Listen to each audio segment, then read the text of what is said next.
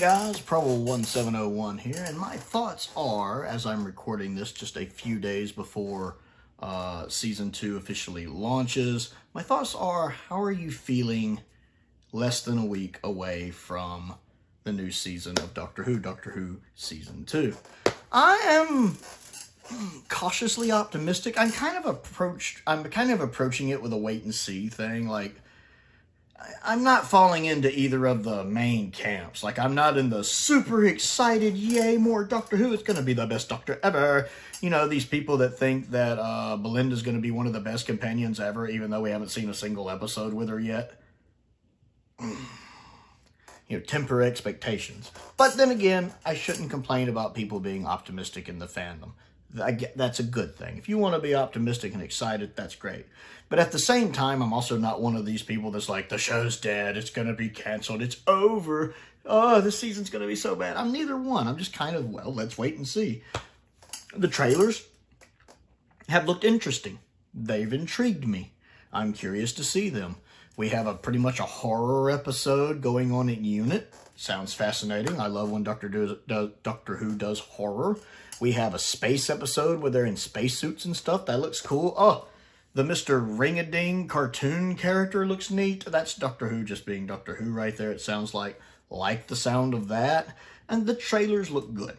I am in a cautiously optimistic phase, especially as someone who found Season 1 to be a mixed bag, like most seasons of modern Doctor Who. Let's be honest, modern Doctor Who did peak early, with really its first 5 seasons probably being arguably the best 5 seasons, although Series 2 is also kind of a mixed bag. But Series 1, 3, 4, and 5 are arguably, you could argue, the top 4 seasons. I don't know if I would quite rank them like that, but most of the seasons after Series 5 have been mixed bags, with possibly Series 12 being an exception, even if the finale is terrible. Season 12 to me is pretty consistently good, even if the 13th Doctor is also a bit of a mixed bag at times. But Series 1 wasn't completely bad. There were, of the 8 episodes, I liked 4 of them. I thought 73 Yards and Dot and Bubble were fantastic. I thought Boom and Devil's Cord were good.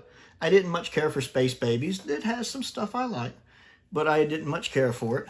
I also didn't care for Rogue. Legend of Ruby Sunday is a good lead-up, but its sequel episode, Part 2, Empire of Death, lets it down. So Legend of Ruby Sunday kind of retroactively doesn't work because it doesn't deliver, you know, what it sets up isn't delivered on. And Empire of Death is just dreadful for the most part. I mean, you have Gabriel Wolf, but other than that, it's dreadful. I knew it was just going to be a big reset. So, you know, there were some highs and some lows, some really highs and some really lows last season. And to be honest, Modern Who tends to be like that. I don't think Modern Who has very many what I would just call overly bad seasons overall. There's usually some bright spots. Like Flux is pretty bad. Flux is pretty bad, but at least it's got War of the Sontarans and Village of the Angels boosting it up a little. Series 11 is pretty bad, but you also have Demons of the Punjab, Kerblam, and Ghost Monument buoying it up a little. Series 8 is all over the place. I mean, you have Kill the Moon and the Forest of the Night and the Caretaker, which are trash. But then you have, like, Flatline and Mummy on the Orient Express, which are amazing. But then you have other fun stories like Time Heist and Deep Breath, which are good. So, mixed bag. Series 9, to me, is mostly negative, but you do have Heaven Sent. Hellbent is middle of the road, but not garbage like some people think it is. You have the Under the Water 2-parter, which is fantastic. And you have Sleep No More, which, while flawed, I seem to enjoy more than most. There's some good ideas going on in it. I can do a whole video on that. Matter of fact, I think I have. So I am approaching this where I'm curious to see what's going to happen. I'm looking forward to seeing the Doctor and Belinda together. I didn't much care for her character in Boom, but that might not be the actor's fault. That could just be the writing. Most of the guest cast in Boom I didn't really care for, I'll be honest. I like Ruby and 15 in it, and I like Boom overall, but most of the guest cast didn't really do much for me. But I'm looking forward to finding out what kind of chemistry the Doctor and her have. That could be interesting. I'm looking to see how Ncuti has kind of grown into the role in his 2nd season and seeing what he has for us. With it being recorded alongside or right after Season 1, I don't know how much difference there'll be, but I'm looking forward to seeing it. So cautiously optimistic and adopting a wait-and-see approach.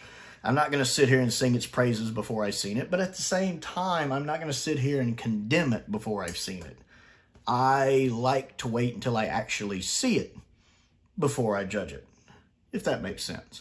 I mean, I understand both parties. I understand people being excited because it's new Doctor Who and they like the current Doctor Who, and there's nothing wrong with being excited and happy about a show you like.